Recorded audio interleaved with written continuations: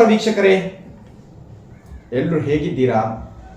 So ನಮ್ಮದು ತರಗತಿ ಎಲ್ಲ ಇದೆ, ಆನ್ಲೈನಲ್ಲಿ ತಂತ್ರ ಮಂತ್ರ ತರಗತಿ ಇದೆ.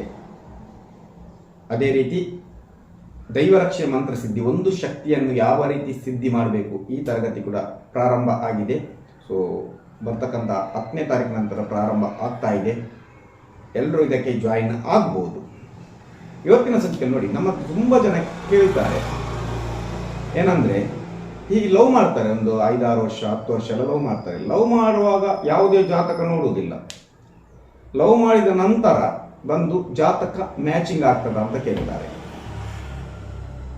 ಲವ್ ಮಾಡೋದು ನನಗೆ ಯಾವುದೇ ಇವರಿಗೆ ದೋಷ ಇರುವುದಿಲ್ಲ, ಎಲ್ಲೆಲ್ಲಿ ತಿರುಗಾಡ್ತಾರೆ, ಎಂಜಾಯ್ಮೆಂಟ್ ಮಾಡ್ತಾರೆ, ಬೇಕಾದ ಕಡೆಲ್ಲ ಹೋಗ್ತಾರೆ.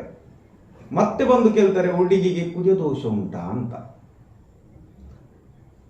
ಲವ್ ಮಾಡೋಗೆ ಇಲ್ಲದ್ದು ಕುಜ ದೋಷ, ಮದುವೆ ಆಗುವಾಗ ಎಲ್ಲಿಂದ ಬಂತು? ಅದು ಕೂಡ ಮನೆಯವರೆಲ್ಲ ಕೇಳುದು ಬಂದು 10 ವರ್ಷ ಲವ್ ಮಾಡಿದ ಮೇಲೆ. ಸೊ ಹಾಗಾದ್ರೆ ಇದಕ್ಕೆ ಪರಿಹಾರ ಎಂತ?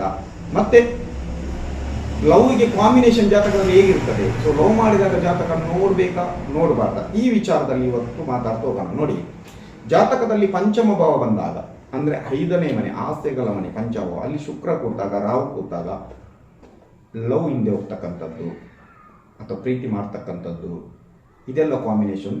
ಪಂಚಮಾಧಿಪತಿ ಸಪ್ತಮದಲ್ಲಿ ಕೂತಾಗ, ಸಪ್ತಮ ಭಾವ ಅಂದರೆ ಮದುವೆಯ ಭಾವ, ಸಪ್ತಮದಲ್ಲಿ ಕೂತಾಗ ಲವ್ ಮ್ಯಾರೇಜ್ ಆಗ್ತಕ್ಕಂಥದ್ದು ಆಗುತ್ತೆ. ಶುಕ್ರ ಮತ್ತೆ ರಾಹು ಜೊತೆಗೆ ಕೂತಾಗ, ಶುಕ್ರ ಮತ್ತೆ ಕುಜ ಜೊತೆಗೆ ಕೂತಾಗ, ಚಂದ್ರನ ಜೊತೆ ಕೂತಾಗ, ಎಲ್ಲ ಕಾಂಬಿನೇಷನ್ಗಳು ಬಂದಾಗ ಜಾತಕದಲ್ಲಿ ಪಂಚಮ ಭಾವದ ಜೊತೆ ಬಂದಾಗ ಅಲ್ಲಿ ಲವ್ ಆಗ್ತಕ್ಕಂಥದ್ದು. ಸೊ ಅಷ್ಟಮದಲ್ಲಿ ಶುಕ್ರ ಕೂತ್ರೆ ಕೂಡ ಲವ್ ಹಿಂದೆ ಬೀಳ್ತಕ್ಕಂಥದ್ದು ಕೂಡ ಆಗುತ್ತೆ. ಸೊ ಇಲ್ಲಿ ಲವ್ ಮಾಡಿರ್ತಾರೆ, 10 ವರ್ಷ ಲವ್ ಮಾಡ್ತಾರೆ, ಎಲ್ಲ ಮಾತಾಡಿರ್ತಾರೆ, ಎಲ್ಲ ಇಬ್ಬರ ವಿಚಾರ ಒಬ್ಬರೊಬ್ಬರಿಗೆ ಗೊತ್ತಿರ್ತದೆ. ಮದುವೆ ಆಗ್ಬೇಕಿದ್ರೆ ನೀವು ಜಾತಕ ಯಾಕೆ ನೋಡ್ತೀರ? ಲವ್ ಮಾಡುವಾಗ ನೋಡ್ಲಿಲ್ಲ ನೀವು ಜಾತಕ, ಮದುವೆ ಆಗ್ಬೇಕಿದ್ರೆ ನೀವು ಮಾತಾಡಿದ್ರೆ ನಿಮ್ಮಲ್ಲಿ ಕಾಂಬಿನೇಷನ್ ಚೆನ್ನಾಗಿಲ್ಲ, ಏನೋ ಒಂದು ಪದೇ ಪದೇ ಜಗಳ ಆಗ್ತದೆ, ಈಗೋ ಕ್ಲೇಶಸ್ ಆಗ್ತದೆ. 10ನೇ ಮನೆ ಬಂದಾಯ್ತಲ್ಲ, ಈಗೋ ಕ್ಲೇಶಸ್ ಆಗ್ತದೆ. ಆವಾಗ ನೀವು ಬಂದು ಜಾತಕ ಕೇಳಬೇಕು, ಮನೆಯವರು, ತಾಯಿಯವರು. ಸೊ ಇವರಿಗೆ ಗಲಾಟೆ ಆಗ್ತದೆ, ಇವ್ರು ಮದುವೆ ಆದ್ರೆ ಮುಂದೆ ಚೆನ್ನಾಗಿರ್ತಾರ, ಅದೆಲ್ಲ ಯಾವುದು ಇರುವುದಿಲ್ಲ. ಸರಿ ಇರ್ತಾರೆ ಅವರು, ಚೆನ್ನಾಗಿ ಮಾತಾಡ್ತಿರ್ತಾರೆ, ಲವ್ ಮಾಡಿದ್ದಾರೆ, 5-6 ವರ್ಷ ಲವ್ ಮಾಡಿದ್ದಾರೆ, ಎಲ್ಲ ಕಡೆ ತಿರುಗಾಡಿದ್ದಾರೆ, ಎಂಜಾಯ್ಮೆಂಟ್ ಎಲ್ಲ ಆಗಿದೆ. ಇಲ್ಲಿ ಬಂದು ಗಂಡಿನ ಕಡೆಯವರು ಅಥವಾ ತಾಯಿಯ ಕಡೆಯವರು ಬಂದು ನಮ್ಮ ಹತ್ರ ಎಲ್ಲ ಜಾತಕ ಕೇಳ್ತಾರೆ. ಸೊ ಇದು ಮದುವೆ ಮಾಡ್ಬೋದಾ, ಮದುವೆ ಮಾಡಿದರೆ ಹೇಗೆ, ಇದು ಯಾರೋ ಹೇಳಿದ್ದಾರೆ ನಮಗೆ, ಇದು ಹುಡುಗಿಯನ್ನು ಮದುವೆ ಆದರೆ ಕುಜ ದೋಷ ಇರ್ತದೆ, ಹಾಗೆ ಹೀಗೆ ಎಲ್ಲ ಅಂತ ನಮ್ಮ ಹತ್ರ ಕ್ವಶನ್ ಕೇಳ್ತಾರೆ. ನೀವು ಆ ಥರ ಕೇಳಲಿಕ್ಕೆ ಹೋಗ್ಬಾರ್ದು. ನಾನು ಫಸ್ಟ್ ಆಫ್ ಆಲ್ ಹೇಳ್ತೇನೆ, ನೀವು ಲವ್ ಮಾಡಿದ ಮೇಲೆ ಜಾತಕ ನೋಡಬೇಡಿ, ಡೈರೆಕ್ಟ್ ದೇವರು ಇಟ್ಟಾಗೆ ಆಗ್ತದೆ ಅಂತ ಮದುವೆ ಆಗಿ. ನಿಮ್ಮಲ್ಲಿ ಏನಾದರೂ ಗೊಂದಲ ಇದ್ರೆ, ಸೊ ಜಗಳ ಆಗ್ತಾ ಇದೆ, ತುಂಬ ಗೊಂದಲ ಇದೆ, ಆ ಥರ ಗೊಂದಲ ಇದ್ರೆ ಮಾತ್ರ ಜಾತಕ ಕೇಳಬೇಕು. ಇಲ್ಲದ್ರೆ ಯಾಕೆ ಜಾತಕ ಕೇಳಬೇಕು? ಮತ್ತೆ ಕೆಲವರಿದ್ದಾರೆ, ಎಲ್ಲ ಇವರದು ಲವ್ ಮಾಡಿ ಚೆನ್ನಾಗಿರ್ತಾರೆ, ಎಲ್ಲ ಏನು ಸಮಸ್ಯೆ ಬರೋದಿಲ್ಲ, ತಾಯಿ ಎಲ್ಲ ತೋರಿಸ್ಲಿಕ್ಕೆ ಹೋಗಿರ್ತಾರೆ ಮಗನ ಜಾತಕ, ಹುಡುಗಿಯ ಜಾತಕದಲ್ಲಿ ಕುಜದೋಷ ಉಂಟು, ಅವನು ಸಾಯ್ತಾನೆ, ಹಾಗೆ ಹೀಗೆ ಹೇಳ್ತಾರೆ. ಕುಜದೋಷದಲ್ಲಿ ಯಾವ ಹುಡುಗನು ಸಾಯುವುದಿಲ್ಲ, ಮತ್ತೆ ಅವನ ಜಾತಕ ಹಾಕಿರುವುದು. ನಾ ಇದರ ಬಗ್ಗೆ ಇನ್ನೊಂದ್ಸಲ ವಿಡಿಯೋ ಮಾಡ್ತೇನೆ. ಕುಜದೋಷ ಅಂತಕ್ಕಂಥ ದೊಡ್ಡ ಒಂದು ಟ್ರೆಂಡ್ ಆಗಿದೆ ಈಗ. ಎಲ್ಲರೂ ಯಾರು ಕೇಳಿದ್ರು ಕುಜದೋಷ, ಕುಜ ಹೋಮ ಮಾಡಬೇಕು, ಇದು ಕುಂಭ ವಿವಾಹ ಮಾಡಬೇಕು, ಹುಡುಗರಿಗಾದ್ರೆ ಕದಲಿ ವಿವಾಹ ಮಾಡಬೇಕು, ಈ ತರ ಎಲ್ಲ.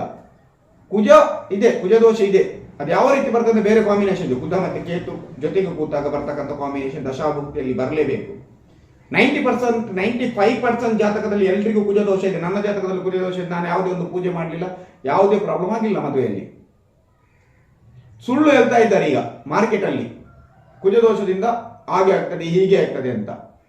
ಕುಜದೋಷ ಅಂದ್ರೆ ಏನು ಅಂತಾನೆ ಗೊತ್ತಿಲ್ಲ. ಕೆಲವರು ನನ್ನ ಹತ್ರ ಬಂದು ಕೇಳ್ತಾರೆ, ನನ್ನ ಮಗಳಿಗೆ ಕುಜದೋಷ ಉಂಟಲ್ಲ, ನಾನು ಕುಜದೋಷ ಅಂದ್ರೆ ಏನು ಗೊತ್ತಿಲ್ಲ, ಹೇಳಿದ್ದಾರೆ ಅಲ್ಲಿ ಇವರು ಜ್ಯೋತಿಷರು ಹೇಳಿದ್ದಾರೆ, ಅವರು ಹೇಳಿದ್ದಾರೆ ಇಲ್ಲ. ಕುಜದೋಷ ಅಂತಕ್ಕಂಥದ್ದು ಎಲ್ಲರಲ್ಲಿ ಇರ್ತದೆ. ಮದುವೆ ಸಮಯದಲ್ಲಿ ನೋಡ್ಬೇಕಿದ್ರೆ, ಕುಜದೋಷ ನೋಡ್ಬೇಕಿದ್ರೆ ಅಲ್ಲಿ ಕುಜನ ಜೊತೆ ಕೇತು ಕೂತಿರ್ಬೇಕು. ಆ ಹುಡುಗಿಗೆ ಅಥವಾ ಹುಡುಗನಿಗೆ ಕುಜ ದಶ ಭುಕ್ತಿ ನಡೀತಾ ಇರಬೇಕು, ಅಲ್ಲಿ ಈಗೋ ಕ್ಲಾಶಸ್ ಬರ್ತದೆ. ಈಗ 10 ವರ್ಷ ಲವ್ ಮಾಡಿದಾಗ ಇಲ್ಲದ್ದು ಕುಜದೋಷ ಈಗ ಎಲ್ಲಿಂದ ಬಂತು? ಆಯ್ತು, ಹೀಗೆ ಕೆಲವರು ಕೇಳ್ತಾರೆ ಬಂದು, ಸೊ ಲವ್ ಮಾಡಿದ್ದಾರೆ ಸರ್, ಮದುವೆ ಅಂತ ಆಗುದೆ, ಏನಾದರೂ ಇದಕ್ಕೆ ಪರಿಹಾರ ಇದ್ರೆ, ಜೊತೆಗಿರ್ಲಿಕ್ಕೆ, ಹೊಂದಾಣಿಕೆಯಿಂದ ಇರಲಿಕ್ಕೆ, ಖುಷಿಯಿಂದ ಇರಲಿಕ್ಕೆ ಏನಾದರೂ ಸರಳ ಪರಿಹಾರ ಇದ್ರೆ ಹೇಳಿ. ಸೊ ಅದು ಕರೆಕ್ಟ್ ಕೇಳುದು ಜಾತಕ, ಅದು ಆದ್ರೆ ಕೇಳಲೇಬೇಕು.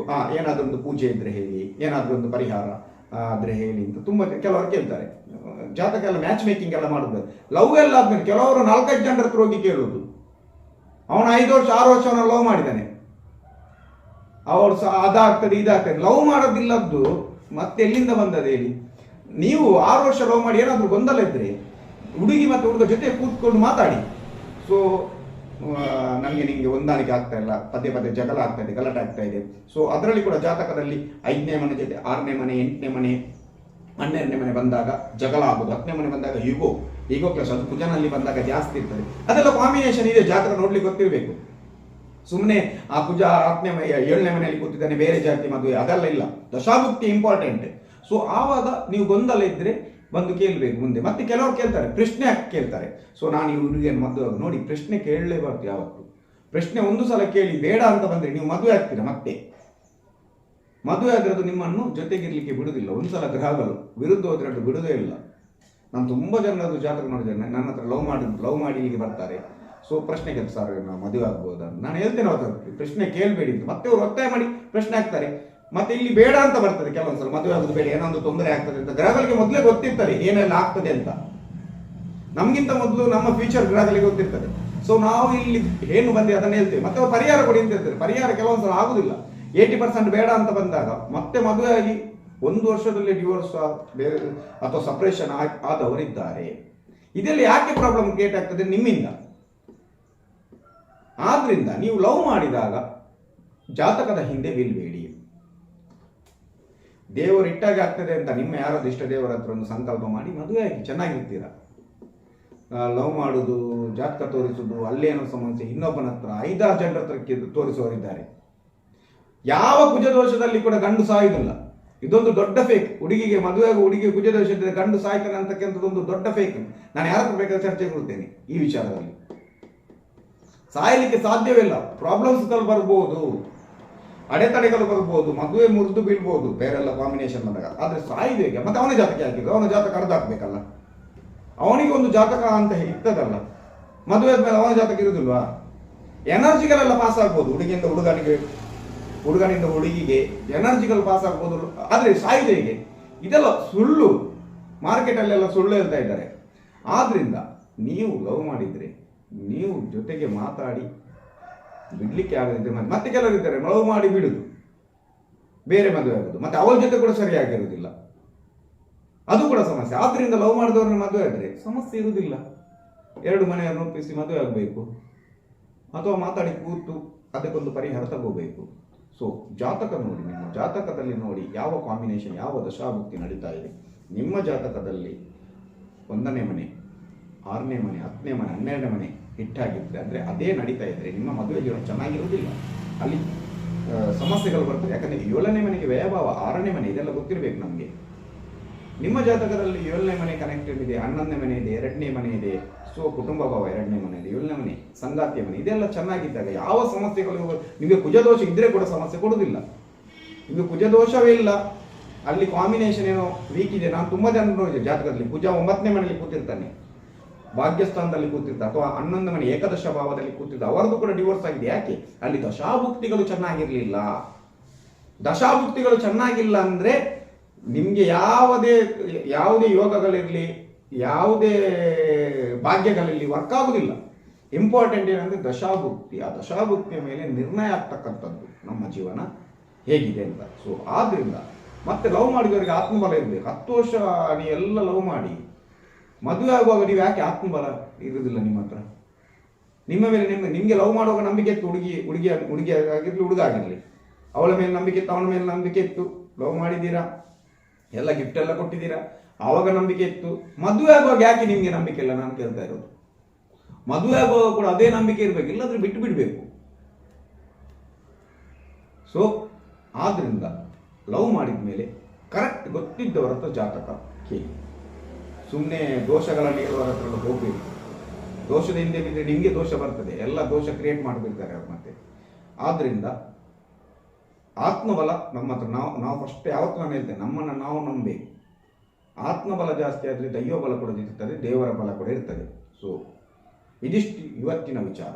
ಸೊ ತರಗತಿ ಪ್ರಾರಂಭ ಆಗ್ತಾ ಇದೆ. ದೈವಬಲ ಮತ್ತು ಆತ್ಮಬಲವನ್ನು ಹೇಗೆ ಜಾಸ್ತಿ ಮಾಡಬೇಕಂತ ದೈವರಕ್ಷೆ ಮಂತ್ರಿಸಿ ತರಗತಿ ಕಲ್ತಾಗ ಗೊತ್ತಾಗುತ್ತೆ ಅದರ ಒಂದು ಬದಲಾವಣೆ. ಸೊ ಎಲ್ಲರೂ ಕಲಿಬಹುದು ದೈವ ರಕ್ಷೆ ಮಂತ್ರ ಸಿದ್ಧಿ. ಸೊ ಮುಂದಿನ ವಿಡಿಯೋ ಜೊತೆ ಬರ್ತೇನೆ. ಎಲ್ರಿಗೂ ನಮಸ್ಕಾರ.